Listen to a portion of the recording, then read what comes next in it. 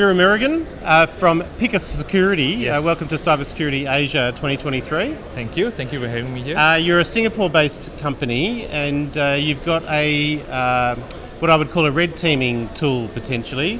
Introduce us to Picus Security and some of your solutions. Sure. So apart from just being a red teaming tool, we are what we call is a purple teaming tool. We combine both the red teaming and the blue teaming function.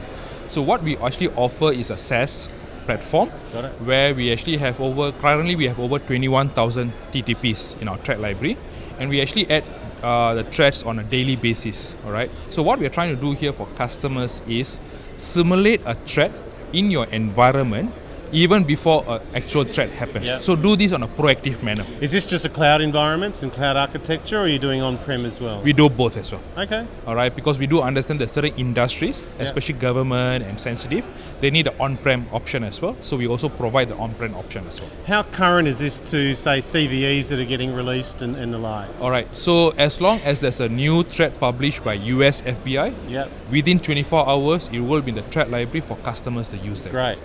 And I take it there's audit logs or the like, they can understand what's so happened in the past, or understand if there has been a breach, say for a customer or someone like that they can go back and check have they been tested? Not really, because we are not really an incident response tool. So ours is more of a proactive tool. So whatever simulation we do, we actually present them in an easy to read report and even the dashboard itself. What we are trying to do is that based on the simulations we run, we actually give you a score to tell you, okay, you actually at 40% or 50%. Got it. All right. And we also provide you benchmarking as well.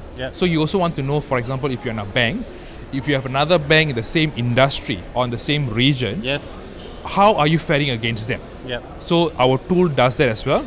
And the best part is, based on, say, if your key motivation is ransomware or endpoint attacks, the platform itself will suggest templates for you to run. Nice. All right. Do you align yourself to, say, NIST or the MITRE threat attack vector and those kind of things? So we also present all these results in the MITRE attack framework as well. Got it. All right, and we do the color coding, so the customer is able to see, okay, which areas are they strong at, which towers, and which one is probably their weak end.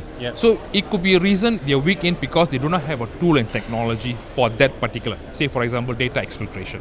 So we actually allow customers to use this data to present to their management as a justification as to why they need to invest. The biggest problem CISOs have today, apart from the operation, is justifying and asking for new budget. And we're actually helping customers with that. Any particular client profiles that you have? What type of enterprise does this suit? Interestingly enough, our client profile is across all sectors. Funny that. Exactly. In fact, we also have customers who are also cybersecurity vendors. Got it. Okay, right. So but if you ask me what out of 10, probably I'll say about 4 is about in the finance, because they're heavily regulated, and of course they are the greatest risk as well. Does it help them with things like regulation and audits as well? Is it potentially an auditing tool? Yes, because if you're running, and say for example you're running a VAPT or exercise, right? It's usually a once a year kind of exercise. Threats do not wait 1 year. Threats evolve every day, right? So by running this simulation on a daily basis, they actually use our data to complement the VAPT report for their audit purposes, to tell them how they are being protected. In fact, there's even a discussion happening now with cyber insurance providers. Got it. If you want to get a cyber insurance, all right, you need to do certain steps. One of it is, can you do this simulation to say that if you're saying that on paper you have all these controls, but are the controls working? Demonstrate it? Yes, that's right. You're based in Singapore. Are you regionally sort of active? What's your footprint? So we actually have, apart from Singapore, we have a team. We also have a team in India as well. But in terms of customers, Asia is pretty much covered. All right. I've got a good set of partners in Japan, looking after also Hong Kong, Taiwan as well. Haven't seen you in Australia. Coming soon. I am actually in discussion with a few banks out there. Got it. All right, and hopefully I can get a few logos in Australia by year end. Fair enough. Right, and then you'll see me more often in Australia. Well, look, Veeramurugan, thank you so much for joining us on My Security TV, and enjoy the rest of your time in Kuala Lumpur. And thanks for contributing to Cybersecurity Asia. Thank you. My pleasure. Thank you, Chris. Mate.